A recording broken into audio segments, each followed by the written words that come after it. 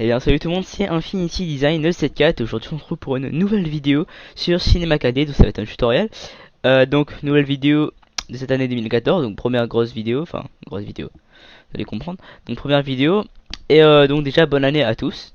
Donc comme je dis, c'est une vidéo un petit peu comeback, parce que ça fait longtemps que c'est pas vu. Et donc on va commencer par un tuto de type rush. Donc la dernière fois que j'ai mis une vidéo, je crois que c'était pour la vidéo pour l'introduction au tuto rush. Donc les tutos rush, qu'est-ce que ça va être? Ça va être des vidéos, des tutoriels en fait, où on a un aboutissant final. Je vais m'expliquer. Là par exemple, ce tutoriel là va porter sur Body Paint 3D.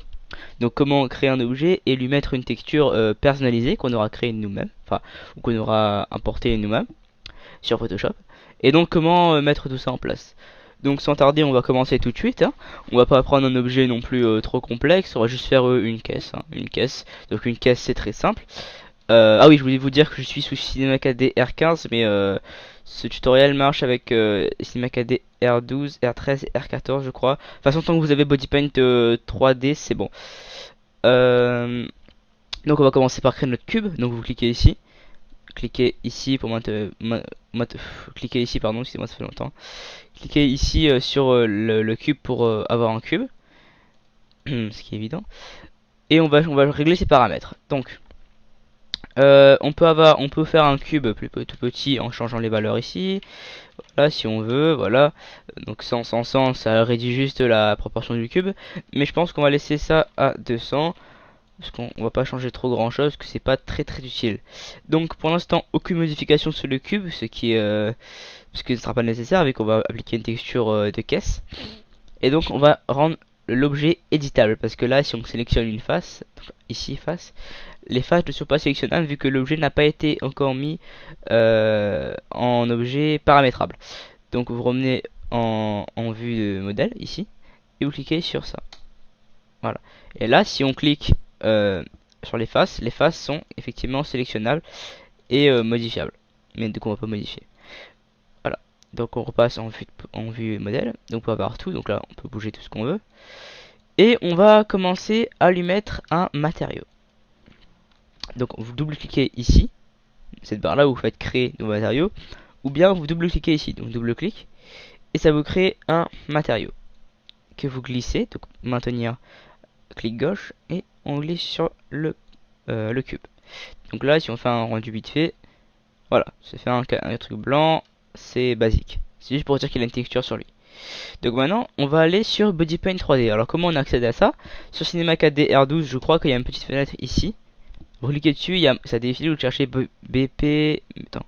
Sur Cinema 4D R15 c'est ici, interface, et c'est BP UV Edit. Et sur Cinema 4D R12 et autres versions c'est ici, et vous cherchez un équivalent à BP UV Edit je crois. Donc vous allez sur BP UV Edit, que j'ai répété 3 fois en moins de 30 secondes. Et on va cliquer sur l'assistant de définition des paramètres. Donc on clique dessus, voilà. On vérifie que c'est bien notre objet qui est sélectionné, donc le cube. On fait suivant, ça on touche pas, on fait suivant. Et là, normalement ces deux là sont cochés. Ce que vous allez faire, c'est que vous allez décocher, parce que comme ça vous pouvez choisir la taille de votre texture. Donc 1024 par 1024, ce qui est un carré, ce qui est parfait. Et on fait terminer. Donc là on voit le démarrage, le mode objet et arrêt de l'installation. Dès que vous voyez ça, vous faites fermer. Donc là on peut voir maintenant qu'on a à côté une texture qui est apparue, enfin un cadre qui est apparu. Et donc si on sélectionne le pinceau ici et qu'on commence à dessiner ici, vous voyez déjà que le pinceau ici on va le voir bouger sur la face du cube. Donc si on commence à tracer quelque chose en mettant le clic gauche, ça fait de la peinture en 3D sur le modèle directement. Donc c'est à peu près ce qu'on veut, mais c'est pas exactement ce à quoi on va s'intéresser aujourd'hui. Donc on fait retour pour enlever ça. Donc voilà. Donc maintenant vous allez prendre votre calque des sélections ici, et vous allez dans calque ici. Il y a une petite icône ici en bas, c'est créer calque de maillage UV. Vous allez cliquer dessus. Hop, hop là. Voilà, ce qui va faire quelque chose comme ça. Donc ça va créer un maillage qui est le contour de chaque face, bien chaque face du solide, donc du cube, machin. Donc du cube. Donc là vous voyez qu'il y a 6 faces, donc 6 faces de cube, hein, on a appris ça en maternelle. Donc 6 faces du cube, 6 faces où on peut dessiner dessus, donc chaque face correspond à une face différente. Donc là si on remarque cette face c'est celle-ci, celle-là c'est celle de dessus. Donc voilà. Et donc maintenant, ce qu'on va faire, c'est qu'on va exporter cette texture, donc ce maillage, sur Photoshop, pardon, pas After Effects, Photoshop. Donc on va faire fichier, enregistrer la texture. Là vous allez choisir Photoshop PSD, ok. Vous allez choisir votre dossier où vous l'installez. On va le laisser son nom comme ça, ou bien vous pouvez l'appeler texture aussi. Texture, voilà. Et voilà. Et maintenant on va sur Photoshop. Donc maintenant qu'on est sur Photoshop, on fait fichier, ouvrir, texture. Et là, on a notre maillage qui est présent, donc le même que sur Cinema 4D, qui est présent dans Photoshop. Et on va pouvoir l'éditer. Donc là, on voit qu'on a deux calques, donc le fond qu'on peut voir ici, le fond gris, et le maillage UV, qui sont les faces. Donc le maillage, pour l'instant, ne le supprimons pas, puisque sinon on ne pourra pas se repérer. Et donc maintenant on va importer la texture. La texture c'est très simple, vous faites ouvrir et vous cherchez une texture quelconque. Bon, voilà, une texture que je vais double-cliquer dessus, voilà. Ou bien on va plus simple, on va faire un truc, non, fichier, importer, et vous importez ça. Et là vous faites entrer, clic droit dessus et pixeliser le calque.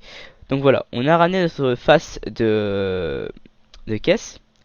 Donc qui est facile de trouver sur internet, hein, c'est juste pour le tuto ça. Et vous faites CTRL T et vous allez redimensionner ça. Donc pour faire comme ça, parce que normalement ça fait n'importe quoi, vous maintenez Shift, enfoncez et vous déplacez le curseur. Donc on va essayer de le mettre comme ça. Donc en appuyant sur Shift aussi quand vous déplacez la texture, l'image va venir se sémenter, on va dire, aux règles. Donc voilà, comme ceci. On va monter ça on va juste le monter un tout petit peu comme ça. Ça apparaît, donc c'est bien, ça s'aimante. Voilà. On peut faire un petit peu plus grand aussi si ça nous chante. Voilà.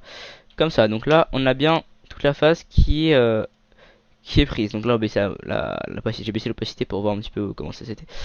Donc voilà, on a toutes les faces qui sont bien prises. On va peut-être mettre ce côté là. Voilà. Ah c'est parfait. Donc voilà, donc là notre texture est faite, et la première face est mise. Et on va dupliquer ça sur les 6 faces, vu que c'est une caisse, donc tout se ressemble. Mais avant de faire ça, on va juste donner un peu de couleur à notre face. Donc on crée une courbe, on crée un masque d'écrêtage. Donc clic droit, créer un masque d'écrêtage pour que la courbe ne s'affecte que à cette image là. On va aller dans rouge, on va augmenter le rouge, voilà comme ceci. Dans bleu, on va baisser le bleu. Et dans vert, on va faire un contraste. Comme ça. Voilà. Et donc là, on va venir baisser un petit peu le rouge. Voilà, pour donner un petit peu une couleur de bois. Voilà. Donc maintenant, vous allez cliquer gauche sur l'image. Shift. Et vous allez cliquer sur la courbe. Et on fait clic droit, fusionner les calques. Comme ça, au moins, quand on déplace ça, ça déplace d'un coup. Donc, retour arrière, CTRL Z pour retourner à la position. Maintenant, on va dupliquer les calques pour les mettre dans chaque case. Donc vous allez faire 5 fois CTRL J, donc CTRL J ou bien clic droit, dupliquer le calque. CTRL J pour dupliquer, donc 1, 2, 3, 4, 5. Et on va venir déplacer les copies. Donc courbe copie 1, on va la mettre ici. Voilà. Copie 2, on la met ici. Donc faites en sorte qu'il soit bien aligné avec les autres. Copie 3, on va la mettre là. Voilà. Copie 4 ici. Copie 3, est-ce que j'ai bien mis copie 3? C'est bon. Et copie 5 ici. On va baisser un tout petit peu. Voilà. Et donc là, nos textures sont prêtes. On va juste faire déplacer le maillage en haut de la texture. Voilà, pour qu'on voit les contours et tout. Donc c'est bon, là notre texture est prête. On va pouvoir l'exporter. Donc quand on l'exporte, on désactive le maillage, pas qu'il soit apparent sur notre objet 3D. Et on fait fichier, exportation, rendu vidéo. Donc vous choisissez votre dossier. Et moi je vais l'appeler texture couleur. Et on fait un rendu. Voilà. Maintenant on revient sur Cinema 4D. On repasse en standard. Et dans la texture, on choisit dans couleur, on clique sur sur le petit, les trois petits points, et on choisit texture couleur. Vous faites oui, oui. Et là, vous voyez qu'on a ça. Et on désactive le MIP pour que ce soit plus moins écrété. Donc voilà. Non, pas je fais le con. Donc comme ça. Et donc là, on voit qu'il y a déjà une texture assez réaliste. Donc on est parti d'une base de cubes. Donc on voit que c'est normal. C'est une caisse, donc toutes les faces se ressemblent, ce qui est bien, donc ce qui est pas un inconvénient. Et là, en fait, le problème, c'est que la lumière reflète trop pour du bois. Et quand on zoome un petit peu plus, on voit que tout est plat. Donc ce qu'on va faire, c'est qu'on va créer des textures relief et une texture spécularité. Donc une texture relief, c'est pour donner du relief à la texture. Et spécularité, c'est pour la réflexion de la lumière. Donc on repart sur Photoshop, on fait fichier, ouvrir, et vous ouvrez cette fois la texture, pas la texture que vous avez créée. Donc celle-là. Et on va maintenant créer le relief. Donc pour faire un relief, c'est facile. Vous allez dans les réglages ici, ou dans Images, Réglages, et on crée une teinte saturation. Moi je vais le faire ici. Teinte saturation, et vous mettez la saturation à 100. Donc en noir et blanc, comme tout à l'heure. Vous allez cliquer sur votre calque texture, et on va faire CTRL I, donc CTRL I, pour faire un négatif, comme ceci. Donc en fait avec le relief, les faces foncées vont être comment dire, mis en relief, donc vont être surélevées, on va dire, mais voilà, surélevées. Donc maintenant, pour me donner plus de faces foncées, vous allez cliquer sur texture, dans les reliefs, vous choisissez niveau. Cliquez sur niveau et on va baisser. Voilà, pour avoir plus de faces foncées. Donc tout ce qui est foncé sera surélevé, donc mis en relief. Donc voilà, on fait fichier, exportation, et au lieu de texture couleur, on met texture relief. Vous pouvez l'appeler comme vous voulez, mais pour se repérer. Donc voilà, maintenant on ferme celui-ci, voilà. Quoique, hein, pas obligé de fermer celui-là. Pas grave. On refait ouvrir. Voilà. La manipulation que tout à l'heure. Donc, hop, saturation. Comme ça. Enfin, j'aurais même pas dû fermer l'autre parce que ça nous aurait servi directement. On remet ça. Non, j'ai oublié. Oh là là, je vais trop vite. Trompe. CTRL I, pardon, excusez-moi. Et on repart sur. Oh là, non, je fais n'importe quoi. On repart sur niveau. Et on rebaisse. Voilà. Donc maintenant, ce stade-là, ce qui fait pour la spécularité, il faut changer, il faut aller dans filtre, renforcement et netteté optimisée. On clique dessus et là vous voyez qu'en fait, si on fait gain 0, on voit qu'en fait la texture est normale et là, elle est tous les petits défauts, les petites impuretés sur le bois et comment dire, accentués. Donc là on voit bien. On voit bien ce qui est accentué sur cette image en bleu. Voilà, si on fait comme ça, on voit bien tout le blanc est accentué. Et on fait OK. Donc voilà, et là on fait fichier, exportation, rendu vidéo. Et on va l'appeler texture spec. Non, pas spec. Voilà. Donc maintenant que les trois textures sont faites, on repart sur Cinema 4D. On ouvre le matériau et on clique sur relief. Donc on l'active. On clique là-dessus et on fait texture relief. Oui. On enlève le MIP. On fait un texture spécularité. On va sur spécularité. Texture spec. Oui. Hop. 100. Et donc là, si on fait un rendu. Et qu'on voit déjà, on voit que si là, on zoome un peu. Je vais vous faire un truc. C'est qu'on va désactiver le relief. Voilà. Si on désactive le relief et la spécularité. Donc si on désactive le relief. Vous voyez que si on active le relief, on voit des. Ici, on voit des trucs qui avancent, enfin, qui s'extrudent un petit peu. C'est grâce au relief, ça. Et donc là, si on met le relief, on voit bien qu'il y a du grain sur les caisses. Donc voilà. Donc là, on a ça. Et là, ça pourrait être parfait. Sauf que là, on a toujours un problème de lumière au niveau de la caisse. C'est que vous voyez, les zones ici sont trop, comment dire, elles reflètent trop la lumière. Donc ce qui se passe, c'est qu'on peut aller dans spécularité, donc double clic sur matériaux, spécularité, et on baisse un petit peu ici. Voilà. Et là, c'est bon. Donc voilà, on crée une petite lumière pour montrer comment ça rend. Voilà. Hop.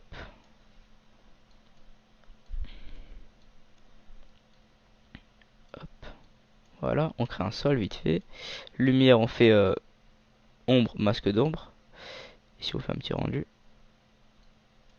Un petit rendu. On pourrait faire vite fait, on crée, donc créer méthode de prédéfinition, prime, non, broadcast, preset, c'est où déjà? C'est que j'ai mis ça. Je sais plus. Ah, voilà. Donc, ressources glossy natural, on va mettre, je sais pas, grâce. Céramique. Ouais, wood parquet. On le met sur le sol. Et donc là, si on fait ça, voilà, on a notre caisse qui rend assez, ça donne un effet réaliste, sérieusement. C'est très beau. Donc voilà. Pardon, je vais prendre cette photo là pour la miniature, je pense. Donc voilà. Donc ceci étant fait, on peut changer la lumière si on veut. Donc on met un soleil par exemple. Un soleil qu'on espère pouvoir bouger. Soleil, comment tu te déplaces-tu? Comment déplaces-tu un soleil? Coordonnées. Non?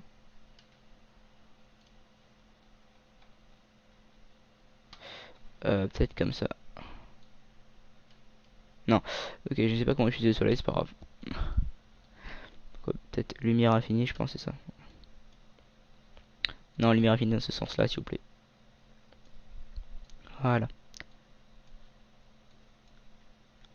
Et là, ça fait un rendu. Non, je pense que le spot c'est bien, hein, c'est génial. L'autre petite lumière est bien et elle rend pas mal déjà. Comment ça se fait que... Qu'est-ce que je viens de faire là? Qu'est-ce qui se passe? J'ai fait un problème. Ah oui, il faut remettre le masque dedans. Voilà. Voilà. J'ai un problème. Voilà. Donc là notre caisse réaliste. Avec une texture. Donc à la base c'est juste un cube. Hein, si on enlève... si on cache la texture, si on tire la texture, c'est juste un cube. Qu'on a mis une texture dessus.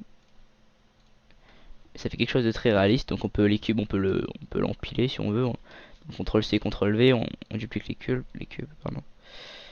Là on fait quelque chose comme ça, là on fait soutenir. Là on peut faire une rotation si on veut, comme ça.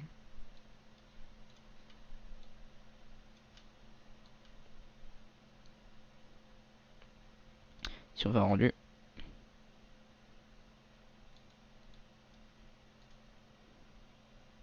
Voilà, tout est rendu, c'est parfait. Donc voilà, comment on peut avoir des objets 3D et leur mettre une texture pour les rendre réalistes. Donc vous pouvez faire ça avec tous vos objets 3D si vous voulez. Donc moi j'avais fait un MiG 21 mais bon la texture n'allait pas donc il faut que je la retravaille et tout. Mais donc avec une caisse c'est très facile comme vous le voyez. Faut juste trouver la texture de la caisse mais ça se trouve vite fait sur internet. Hein. Voilà, je vous dis vite fait où était ma texture. Dans un pack, c'est un pack 3K pack Aura que j'ai téléchargé. Dans Illustrator Collection et elle est dedans, elle est ici. Il y a elle et il y a celle en plus foncé. Donc voilà, je pense que ça va être tout pour ce tutoriel, hein, ce nouveau tutoriel comeback de 2014, donc sur BodyPaint 3D, donc comme j'ai dit le premier tutoriel de type Rush. Et c'est tout, hein, les amis, on se retrouve pour une nouvelle vidéo prochainement, je pense, hein, si l'envie ne me quitte pas. Et donc c'était Infinity Design 974. À plus les amis.